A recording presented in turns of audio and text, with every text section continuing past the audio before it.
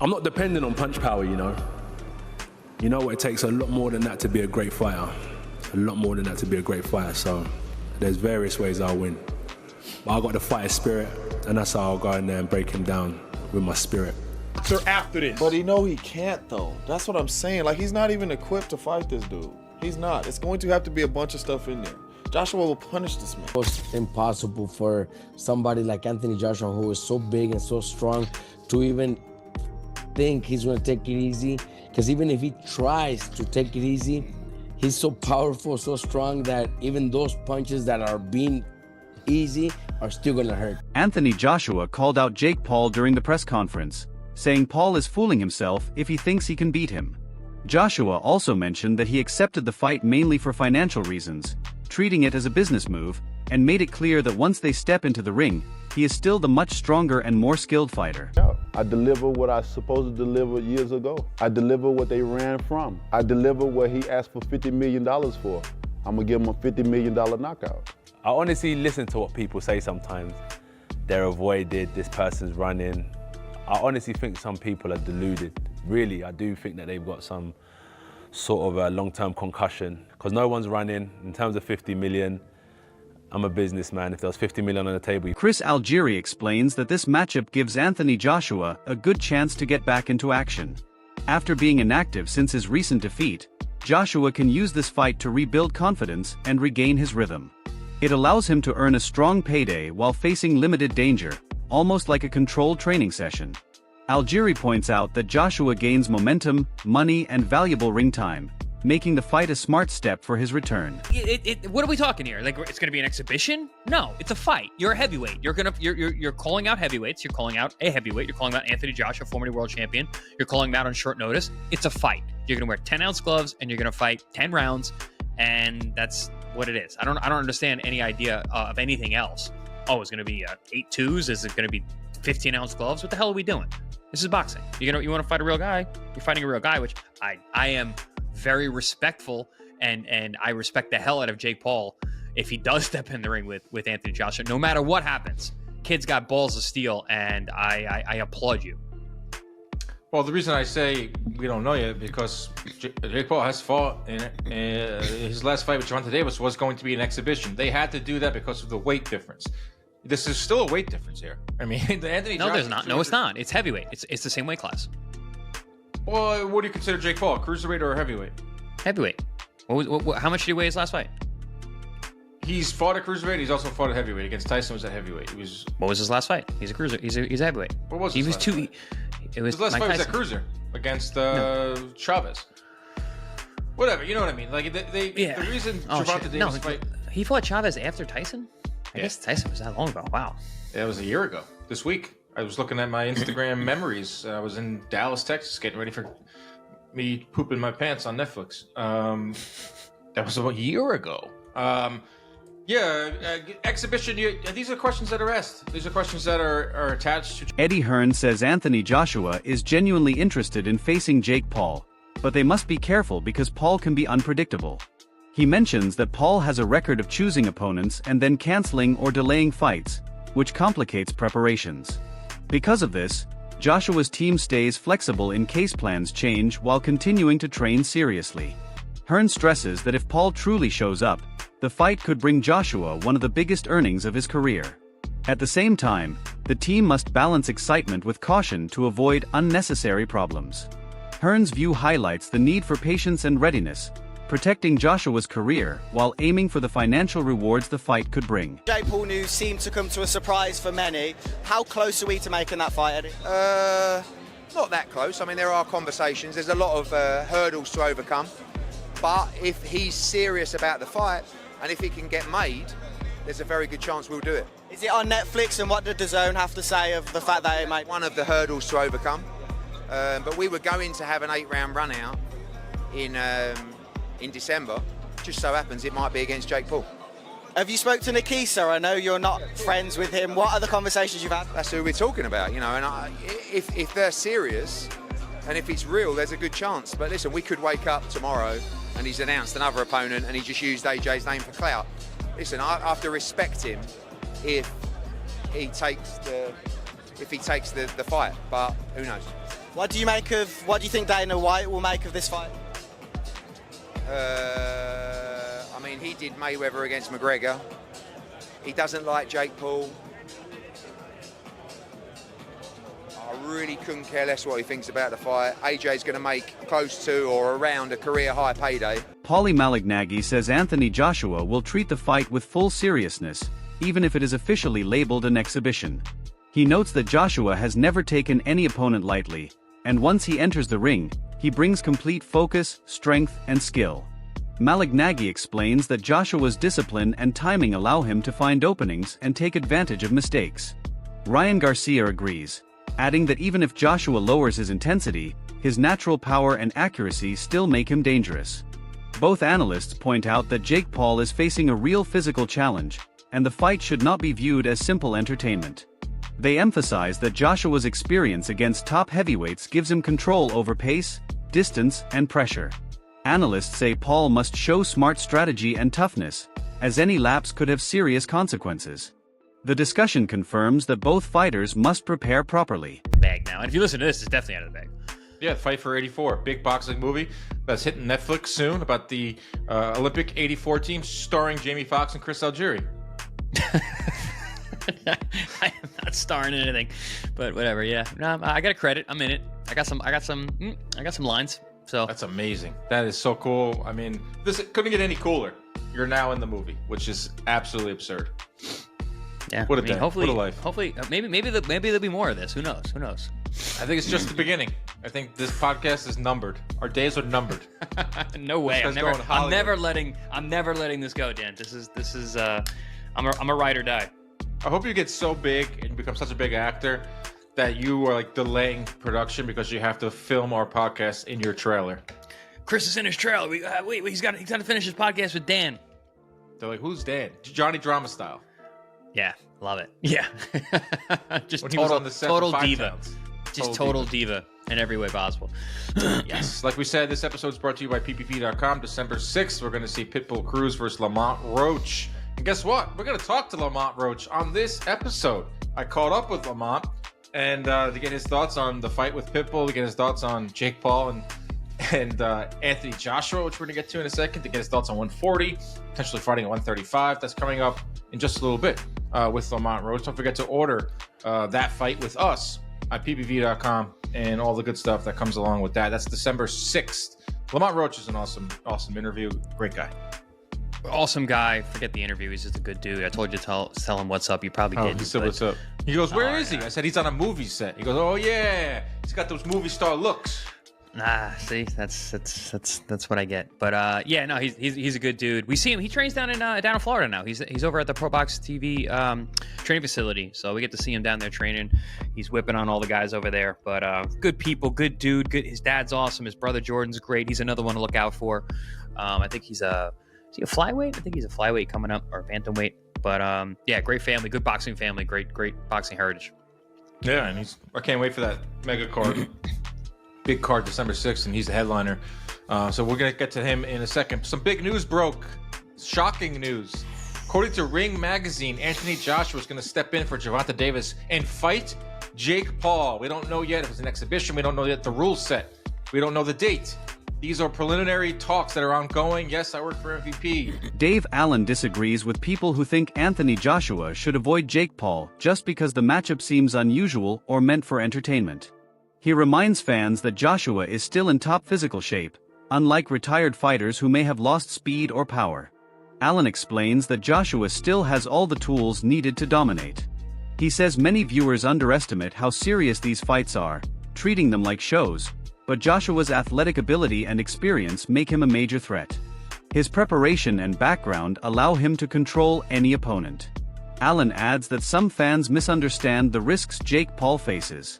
This fight requires focus and respect for Joshua's high-level skills, no matter how much hype surrounds it. Of it was probably shouldn't be licensed, but Florida are very kind of easy commission to get. Yeah, it'll be called an exhibition. It will be an exhibition. It probably will be called an exhibition. What's the point? For me, as long as that fight you mentioned just now, Spencer, as long as that roadmap is there and it's signed, that he fights an interim guy as a warm-up afterwards and fights Tyson Fury next year, and Fury's on board, I'm great with it. Otherwise, I do think his legacy's damaged if his last fight is with Jake Paul. An exhibition is a waste of time. They're for retired fighters. For retired fighters, it's a load of rubbish. Yeah, listen, the guy's still in his athletic prime. I personally don't see the reason why they can't just do the Tyson Fury fight. Why do we need interims? Well, we all want that. Yeah, but why do we need interims? Why do we need warm-ups? We're talking about two experienced guys who've been the best, as you just said, of the last 10, 20 years. Let's get the fight on. It's as ridiculous as Gervonta Davis going in with him, basically, isn't it, with Jake Paul, Quite frankly? no different mindsets. And what, again, listening to Eddie today and what he was saying, the damage that Anthony Joshua suffered mentally, not physically, because physically he's still all there, but mentally against Daniel Dubois, he needs to go through that process again. And they said, and that's just the whole getting your hands wrapped up, doing it, whether it's Jake Paul, whether it's a top 100 fighter, you go, that's the way Anthony Joshua ticks. He needs that before going into the... All roads lead to Fury, right? We all know that. Whether Fury... Analysts point out that Jake Paul is now facing someone who is much closer to his level in terms of being an active fighter, unlike the older or retired opponents he has fought before. This brings the challenge fans have been waiting for, but it also increases the physical danger for Paul. Commentators warn that Joshua's experience, power, and technique are far beyond anything Paul has dealt with.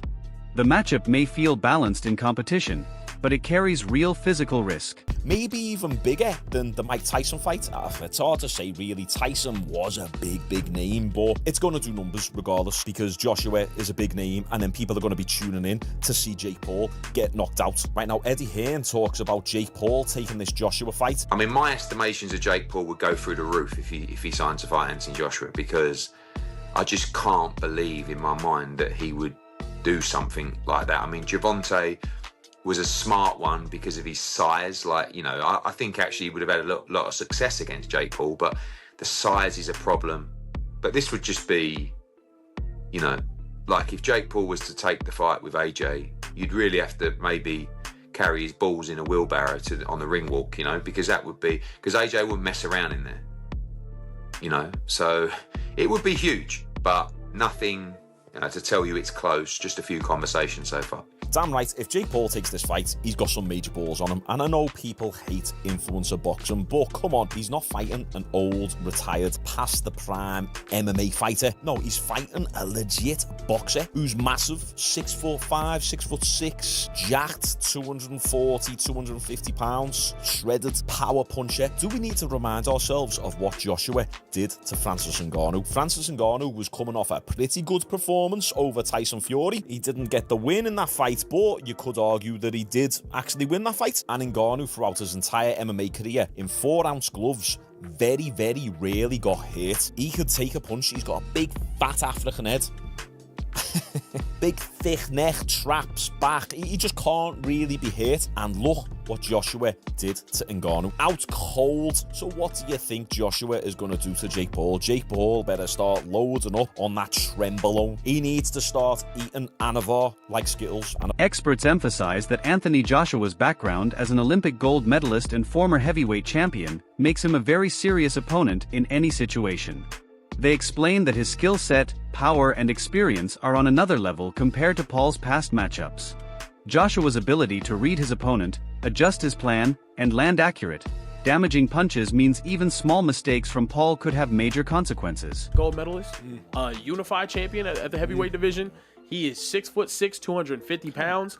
And also, I do think... Oh my God. I do. God, Jake Paul 6'1" and about 220. I want to say this though. I think Anthony Joshua, he's made stupid money in his career. Dumb money in his career. I don't think he's going to be in a position to be accepting BS terms with Jake Paul if this is really what's going to end up happening. I think we're actually going to get to see Jake Paul against a former heavyweight champion of the world. Do I think that's a smart idea? Absolutely not. For Jake Paul, do I think it would sell? Absolutely. Do I think it'd be very interesting and people would tune in to see if he gets his head knocked off? Absolutely. I genuinely, I hate to say it. Analysts say this fight is far from casual and demands full preparation. They highlight Joshua's physical strengths, including his reach, power, and conditioning, which give him a clear edge in controlling distance and pace. Paul enters the ring confident, but facing a former world champion requires caution. Commentary points out that Joshua's fights against top heavyweights have sharpened his timing and defense, allowing him to manage any style. The discussion shows that this matchup is a real challenge for Paul, and Joshua's elite abilities ensure a competitive and strategic fight. Probably sees what Alexander Usyk, who's now the undisputed, one of the greatest heavyweights of all time now after beating all these guys. He was a smaller guy, went up, he's like 6'2", 6'3", about 200 pounds at first. Now he's probably sitting at about 220, 230. Similar size to Jake Paul. Yeah. Went up and beat all these guys. Granted, Usyk, greatest amateur boxer at that weight class ever. Mm-hmm. I think it's going to be interesting, but I do think Jake Paul is in a good position. The only fear is this. I hate to give him credit. If Jake Paul gets his block knocked off completely. Yeah, very possible. The Jake Paul experiment is over. It's a wrap. Because if you step into the ring, everybody thus far is wondering and has wondered, like, what would happen versus a legitimate boxer? Yeah. And in their relative shape. Not a 50-year-old Floyd. Yeah. Not a 60-year-old Mike. We've all asked ourselves, well, what happens if you fight a real fighter? The problem is, once you fight a real fighter and you get beat down, the hypothesis is gone. So now we don't need to wait to see the experiment. Y'all know what we do every year. We say the best college team could beat the worst NFL team. Yeah. And it's nasty. a fun debate. Yeah. Because if you don't really know ball, if you don't really know ball though, you'll be like, man, but if 10 players on Georgia would start for the Cleveland Browns right now. But if they actually... Ade Oladipo says this is one of the most anticipated fights, drawing huge interest from fans and media. He notes that Joshua's reputation as a former heavyweight champion and Olympic gold medalist brings credibility and excitement. Many viewers are expecting strong action and possibly a knockout, adding to the intensity. Oladipo explains that Joshua's power, experience, and skill make him a serious threat, so the fight is not simply entertainment. The blend of Joshua's legacy and Paul's popularity creates massive buzz, turning the matchup into a major topic across the boxing world and mainstream audiences. The build-up, coverage, and fan discussions show how significant this fight has become. And this is, for Jake Paul, a much bigger fight than fighting Gervonta Davis. And I mean bigger, not just in the sense of who he's fighting and the size of AJ, I mean bigger in terms of numbers. Like Jake Paul versus AJ does way bigger numbers for me than Gervonta versus AJ. I think this actually does bigger numbers than Terence Crawford versus Canelo. I really do. I think this is, again, if it makes money, it makes sense. Let's talk about the negativity. And look, I get it. Like, if you're like me, I still believe, and look, some might say, well, AJ's just going to pick up, who knows what the numbers are, 80, 100 million, right? And then continue on his trajectory or career to potentially become a world champion again. I don't like this pause, if this is just me. I still believe that AJ can do damage in the heavyweight division. I believe that. Again, some people are like, no, he's done. Okay, cool. I believe that AJ can do damage again. I look at the heavyweight division and I remove Alexander Usyk from it and I'm like, AJ can beat a lot of those guys. So I like the idea of AJ staying busy and having real fights against real heavyweights. So I'm not a fan of this pause, especially considering that we've not seen AJ in the ring since September 2024. It's a long time. It's a long, long time. So if AJ has this fight, we're not going to see AJ in the ring properly until the spring. It's a long, long time. If AJ was busy, and then had this fight in between, I guess I wouldn't be too mad with it. I get it, right? If someone knocks on your door and says, do you want to fight Jake Paul for 100 million? You're like, you'd be stupid to say no. No, I don't want that 100 million for what would be and will be. And that's all for today's video. Stay tuned for more.